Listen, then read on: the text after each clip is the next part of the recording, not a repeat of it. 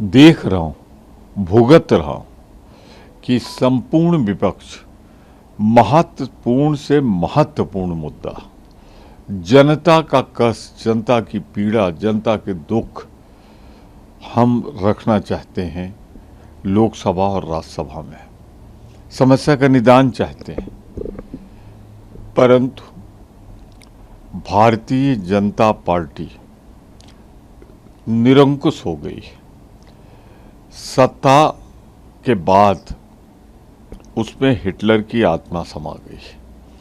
Bharatiya Janata party N केन प्रकरण या तो बंद करा देती है, आवाज़ हमारी, माइक बंद हो जाता है, और या तो फिर खुद शोर शराबा करने लगती है, जो पहले कभी नहीं होता था। सत्ता पक्ष सदन को कभी स्थगित नहीं कराते थे। लोकसभा में विपक्ष के नेता राहुल गांधी या यहाँ मल्लिकार्जुन खड़गे या कोई भी नेता जनता से जुड़ा मुद्दा उठाता है तो भारतीय जनता पार्टी की सरकार नहीं चाहती है जनता तक जाए, इसलिए वो आवाज़ न पहुंच पाए। तो बिल्कुल ये तानाशाही पर उतर आई है भारतीय जनता पार्टी। दूसरा सवाल सर ये है कि वक्फ संशोधन बिल को लेकर देश भर में आंदोलन चल रहा है। कांग्रेस का भी अपना स्टैंड है, इसी रूप में कांग्रेस स्वीकार करने को तैयार नहीं है। अब all India Muslim personal law board ने कहा है कि सभी लोग भारत में काला पट्टी बांधकर इसका विरोध प्रदर्शन करें। देखिए, जो आ रहा है वक्फ बोर्ड जिस स्वरूप में आ रहा है कि जो विपक्षी दलों ने जितने संशोधन रखे थे सबके सब निरस्त कर दिए।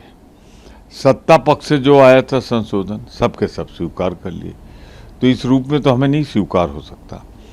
हम इसे जब कभी भी लोकसभा और राज्यसभा में आएगा तो अपना सुझाव देंगे, इसकी आलोचना करेंगे।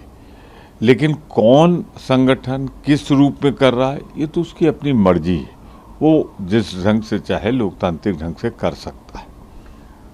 कल इमिग्रेशन बिल आई हाउस में, लगातार भाजपा कांग्रेस पर यह तोहमत लगाती रही है कि बांग्लादेशी घुसपैठियों को अंदर करना, फिर उसका पहचान पत्र बनवाने में कांग्रेस का हाथ रहा है। अब कहा जा रहा है कि असम के रास्ते बंद हैं, बंगाल के रास्ते वो आ रहे हैं।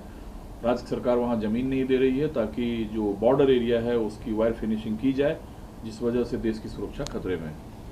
उल्टा चोर कोतवाल को डांटे, एक कहावत है, वही भाजपा पे चरितार्थ होती है। अंतर्राष्ट्रीय सीमा पर सुरक्षा करना किसकी जिम्मेदारी है? कांग्रेस की तो कोई भी सरकार सीमा पर नहीं है। बांग्लादेशी घुसपैठिए जहां से भी आ रहे हैं तो निश्चित रूप से अंतर्राष्ट्रीय सीमा की हिफाजत करना केंद्र सरकार का दायित्व, और उसमें पूरी तरह असफल रही है। भ्रष्टाचार की वजह से, स्मगलिंग की वजह से, वहाँ जो धंधा चल रहा है उसकी वजह से बांग्लादेशी जो आ रहे हैं उसका फ़ायदा उठाते हैं। फिर मैं कहता हूँ, मान लीजिए बंगाल में आ गए, बिहार में आपकी सरकार, फिर उत्तर प्रदेश आते हैं वो, वहाँ आपकी सरकार, दिल्ली पहुँच जाते हैं, वहाँ आपकी सरकार केंद्र सरकार के अधीन है। तो आप इतने अक्षम नक्कारा हैं कि आप उनको पहचान नहीं पाते, रोक नहीं पाते, उन्हें चेक नहीं कर पाते।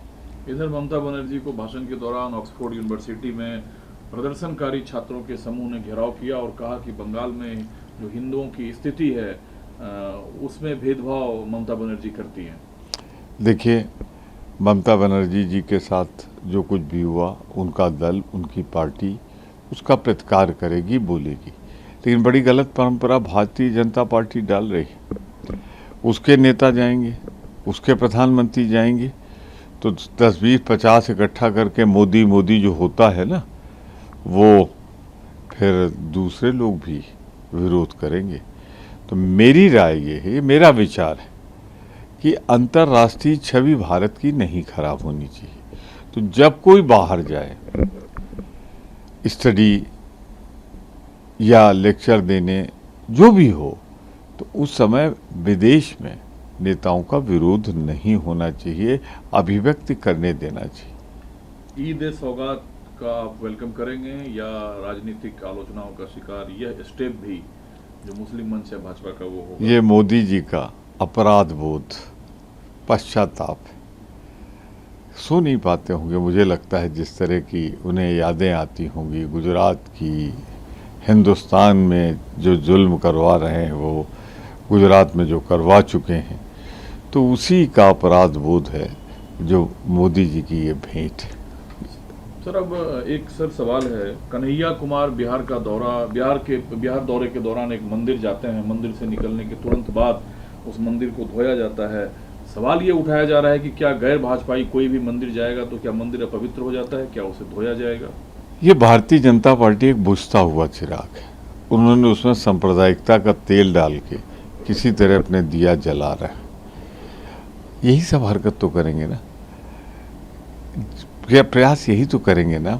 उनका प्रयास यही होगा, भरपूर प्रयास यही होगा कि किसी तरीके से कोई मुद्दा तो बचा नहीं। बेईमानी, भ्रष्टाचार, इस पर तो वो पूरी तरह एक्सपोज हो गए। तो अब रास्ता एक ही बचा है, वो रास्ता ये बचा है कि कन्हैया कुमार खुद एक हिंदू हैं। सुन लीजिए, बचा है कि इस तरह के ड्रामे नाटक करें। कन्हैया कुमार हिंदू है। अब हिंदुत्व का सर्टिफिकेट भाजपा बांटे, जो पार्टी जाके जिन्ना की मज़ार पर जिसके नेता दुआ मांग के आए, जिसके प्रधानमंत्री बिन बुलाए पाकिस्तान बिरयानी खाने पहुंच जाएं मोदी जी, तो अच्छा नहीं लगता। दिल्ली में काफी शोर है, नवाज सड़कों पर ना पढ़ा जाए, मुस्तफाबाद विधानसभा का नाम बदलकर शिवनगर किया जाए, ये एक बीजेपी विधायक ने हाउस में प्रपोजल देना है। देखिए, नाम बदलना उससे काम नहीं चलेगा। काम बदलो, अपनी सांप्रदायिकता छोड़ो, नफरत छोड़ो, आग लगाना छोड़ो, ये करना हो।